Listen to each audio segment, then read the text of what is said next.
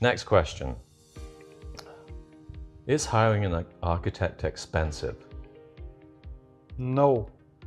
Is hiring a lawyer expensive? Yes. It can be.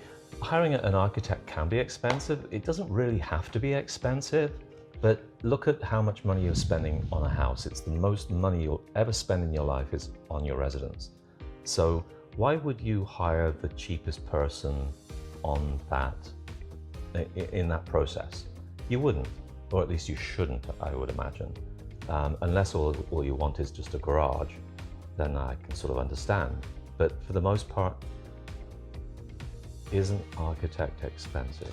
I would say if you take a look at the overall, right? The overall percentage-wise, no, it's not. The design, it's the most important part of your house. Definitely. Like it's where, like we said before, it's where you're gonna be there every day. Yeah. It's your everyday house.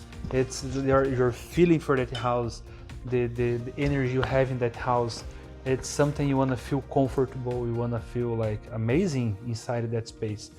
And you're looking for a custom home, or if you're looking for something that is engineered to your taste, hiring an architect designer is the way to go, and you will be spending a bit more money. Think of that window placement on within that environment. We don't just provide a window. Exactly. Okay. There's a reason why we do what we do, right? Yeah, exactly. So it's not expensive if you think in the overall, right? So if you take, let's say, a 5,000 square feet house, you're going to spend a lot of money. The part you pay for the architect, it's really